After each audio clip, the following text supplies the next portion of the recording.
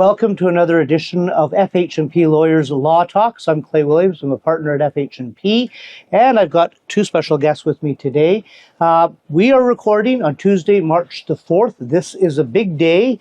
This is the day that the tariffs came down. So we've got a really interesting topic for you today.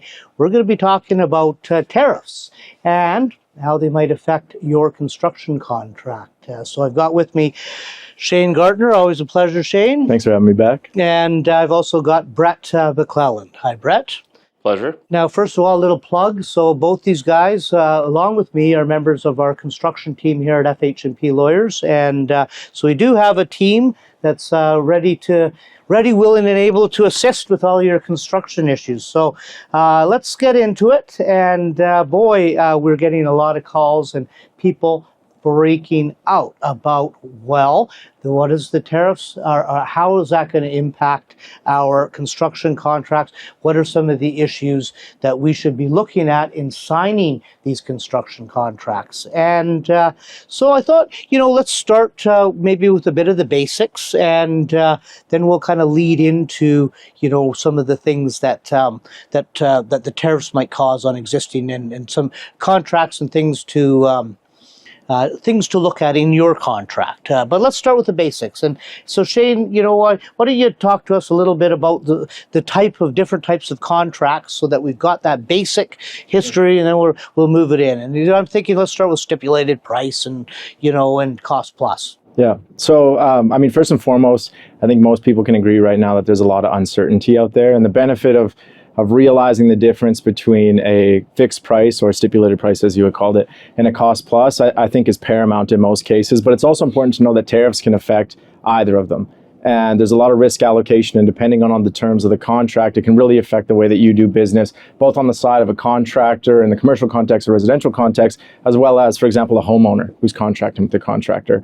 But going back to the basis, so the first point that you made was a stipulated price contract. So these types of contracts will have the same type of terms as you'll find in a cost plus.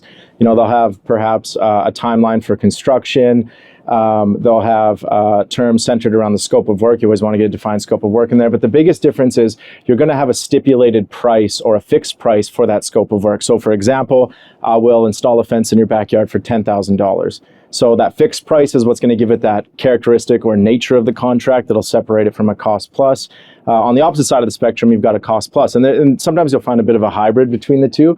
But in the cost plus context, you'll find that they'll have a defined scope of work, but rather than giving you a fixed price, they'll say, well, here's what I think the cost is going to be. It's usually provided in the contract through an estimated provision, but that estimate you can almost guarantee is going to say this isn't included as a term of the contract, can't hold me to it. I'll do my best to meet with the estimate, but instead of the fixed price, we're going to have a management fee or a construction fee. So usually a percentage of what the total cost of construction is going to be, and that's where I'm going to make my buck as the contractor. So that's sort of the general difference between the two, but same type of provisions outside of the pricing for most of them. So I think stipulated price, in my mind, that's easier to understand when something happens that is going to increase the price of your contract.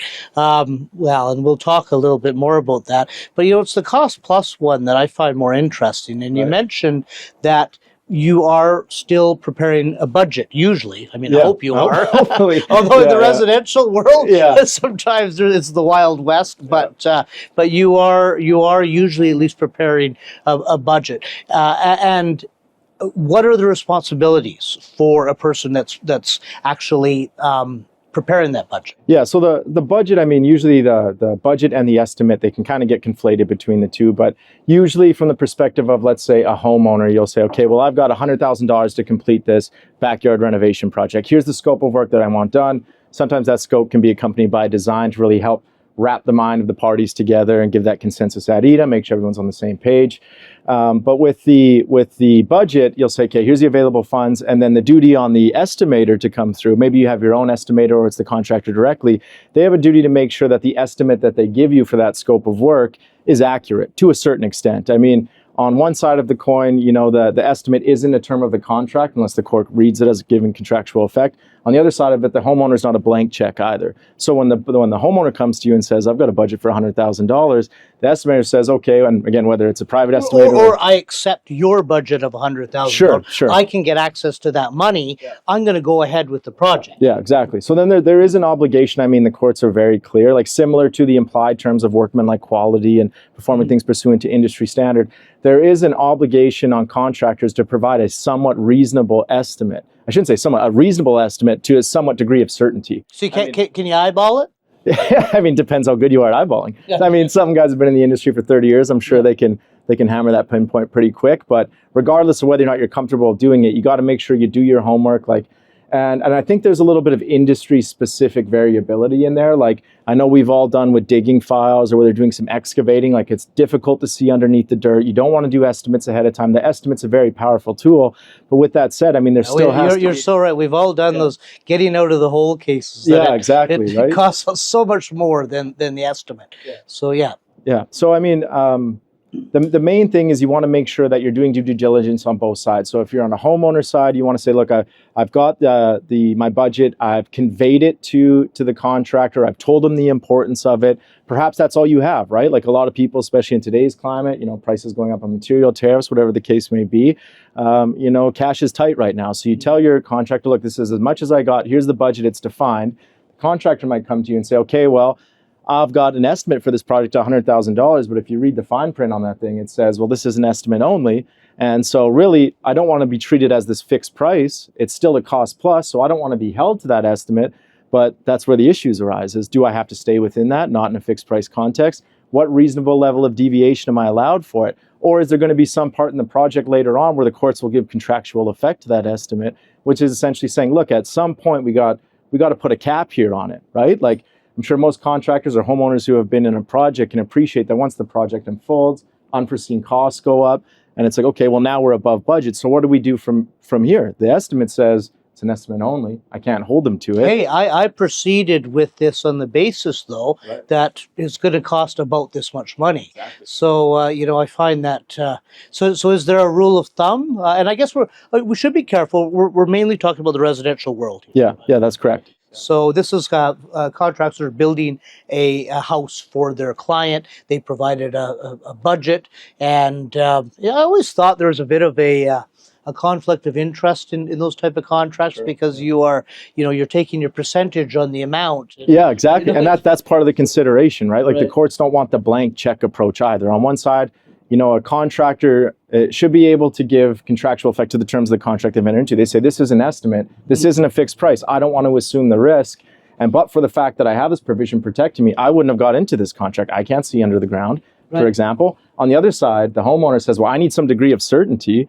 I can't just give you a blank check. I've only got so much money. Where do we go from here? Yeah. Right? And it is sort of a case-by-case analysis, but you are quite correct. There is an obligation on either side. Is there a rule of thumb? Like if a contractor, comes in and says, well, I need more money. I've estimated $100,000. Now we're up to, $150,000. Is there any kind of a rule of thumb there, or is it done on a case? Why did the cost increase, and did you do a reasonable job estimating that budget? Yeah. So in our review of the case law, there seems to be about a standard deviation rate or a rule of thumb of between 5 to 20%.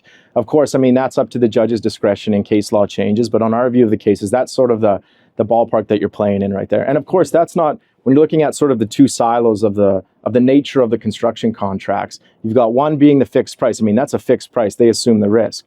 On the cost plus side of things, that's where you got the estimates and the budgets coming in. So let's say, for example, you're in a cost plus contract as a homeowner. You convey you've only got $100,000, but you're dealing with a contract that says, hey, this is an estimate only, right? And then let's say halfway through the project's at $130,000, but you still got 20% of the project left to be done. So you have a meeting with the contractor, and at that point you say, look, I'm out of money here. We need to either hive off some of the scope of work, get this thing done for cheaper, change our material, whatever the case may be. And let's say in the worst case scenario, the contractor just keeps going with the original scope, doesn't listen, or there's some miscommunication. I mean, like any other dispute in life, there probably is some level of it. And you know what I heard though, is the communication seems to be important then. Absolutely. Because you're right. Once you're into a project, it's costing more money. You know, a homeowner can make different decisions about finishings and that if there's at least some communication as to what's going on. I think communication's the big key. If you have that meeting, you want to be sure to convey, if you're the homeowner, that you've maxed out your budget. And at that point, again, if the worst case scenario, the project continues, and let's say, you know, you run out of options on trying to resolve it and litigation ensues, the courts will look at, okay, well, although you have a cost plus, and although there isn't sort of a fixed price that I can hold them to, we're going to breathe, I think they call it contractual life or effect, into that estimate to essentially cap the project off at some amount, because, I mean, you've only got so much money, right? So in layman terms, a cost plus can become a fixed price.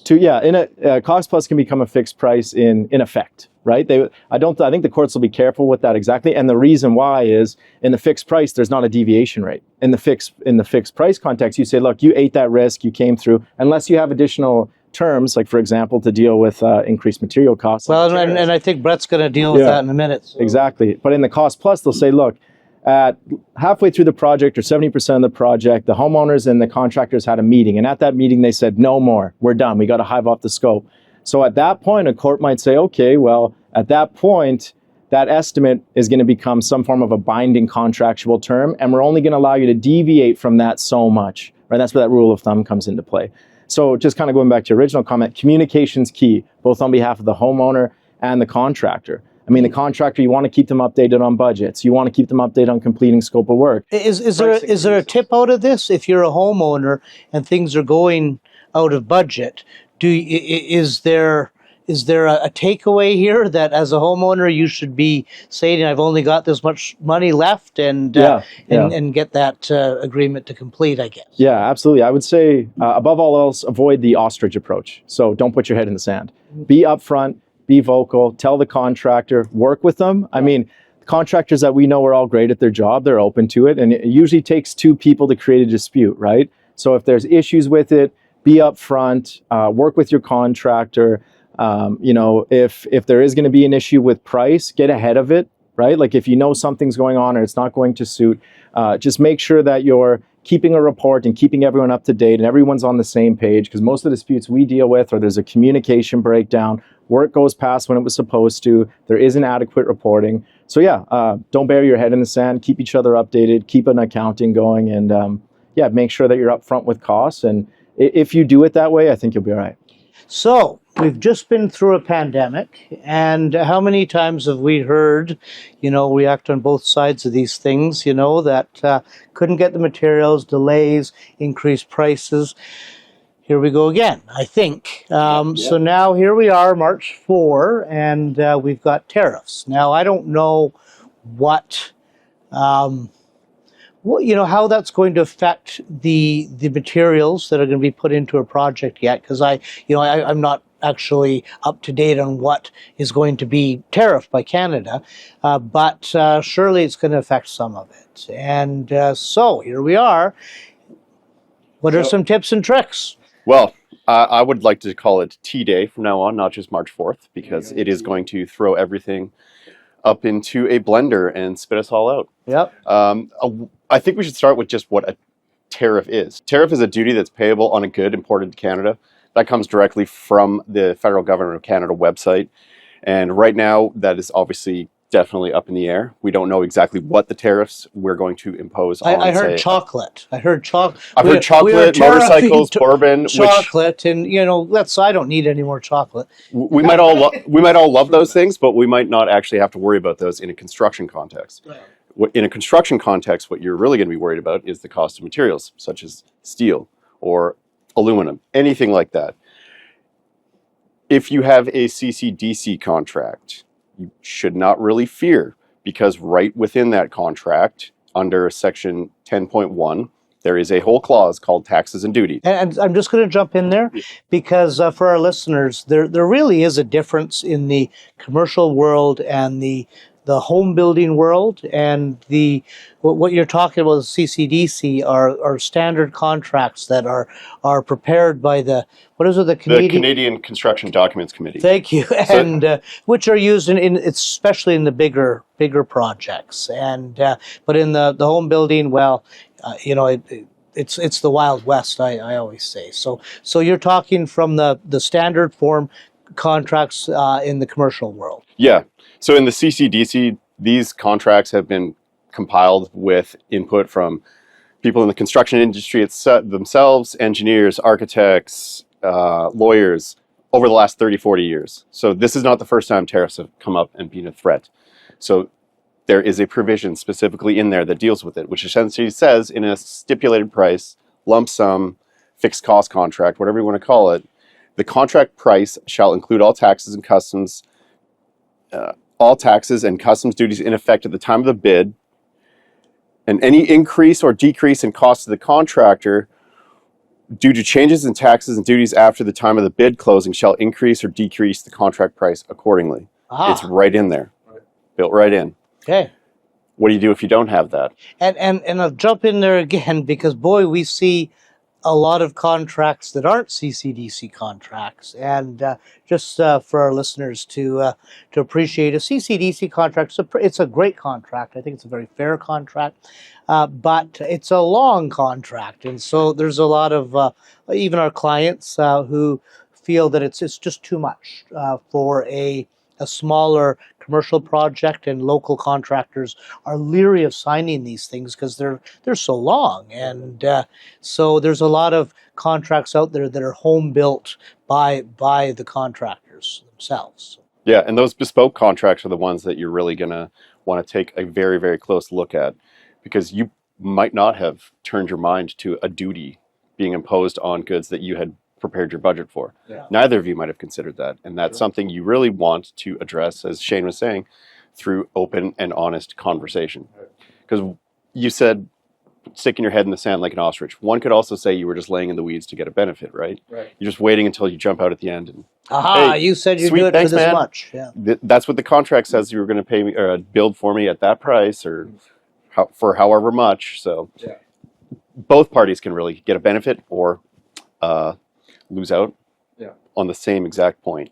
Yeah, no, that's a good point. I mean, from the fixed price context, I mean, that's some of the risk you eat unless you have some of those beneficial terms in there, right? So to the listeners, you want to be careful about what's fixed and what's added in addition to those fixed prices. If there is going to be some adjustments based on not necessarily unforeseen variables, but variables that are outside your control that might come down the pipeline before the project's over and the bill goes out. Yeah, so don't sign anything new without really reading and understanding. And even in the cost plus context, right? Like you know what you need to buy. Tariffs are coming in. Do you buy that now? Right?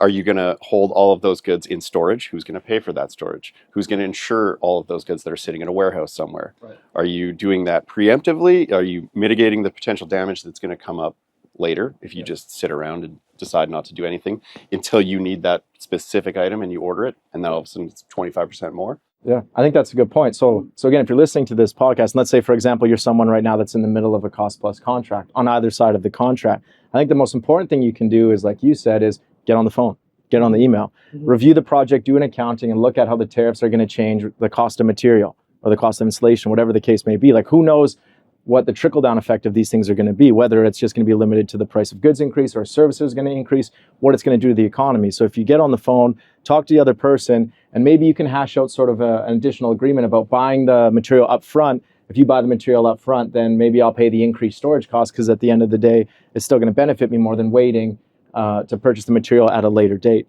But that way you can kind of work on it in the context of your budget. Maybe the budget can be adjusted a little bit depending on what the outcome is going to be on the conversation.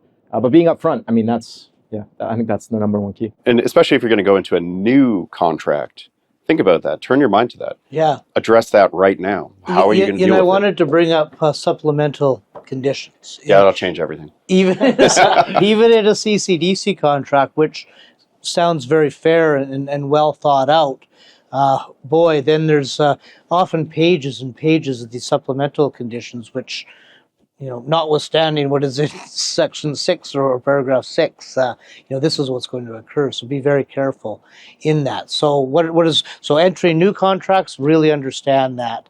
Now, you're going to talk about flow downs, is that right?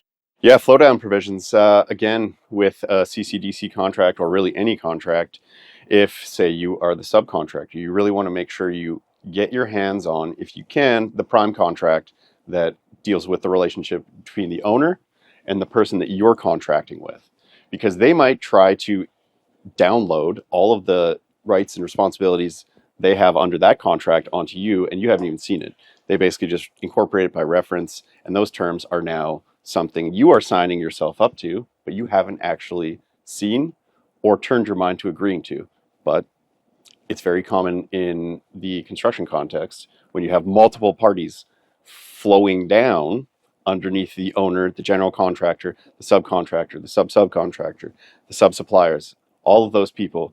You want to be aware, and you should really review any contract you have right now or ones you're considering entering into. Understand where you, as the party, are in that risk flow. Right. So, for example, if the prime contract has some fixed price, you want to make sure what portion of that is deviated to you, even though your contract might not have it.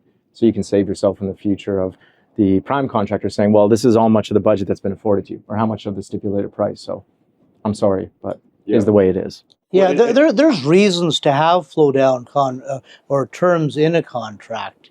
But I think that's important to see, to make sure, knowing what's coming, what your risk is, what your exposure is. There's very valid reasons to have flow down provisions in, right? Because if the owner gives the general contractor, this is the scope of work I want you to tackle, and then all of a sudden he hires a subcontractor who just comes in, decides to do his standard fly-by-night electrical job that doesn't meet the regulatory codes that the owner has set for the general contractor, obviously nobody's going to be happy. That's not what anybody wants. Everybody wants the contract to complete, everybody get paid, and everybody go on their merry way. Let's understand that contract, because a contract really is an allocation of risk that you have, as the parties have agreed to. Sure. The court doesn't really want to jump in and switch it all up if there's any other possible way to get around that. Yeah. Sounds great. Anything else that you want to add about tariffs or budget obligations or constraints? I think just more importantly, kind of just highlighting the main sort of vein of this discussion, and that's like the tariffs.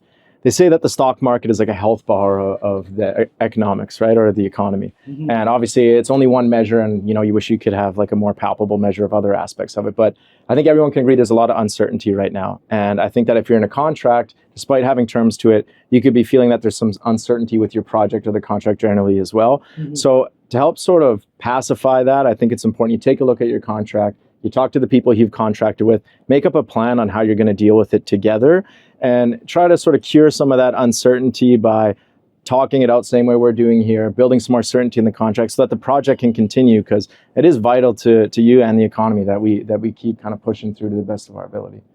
Yeah.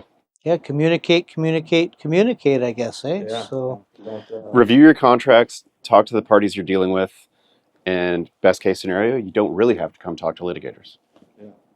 Communicate. I'm sure my partner would love to hear that from me right now. All right. Well, I'm sure we'll be talking about tariffs and construction contracts further as things become more, we realize what's happening and more facts come to light. So until next time, it's FH&P Lawyers.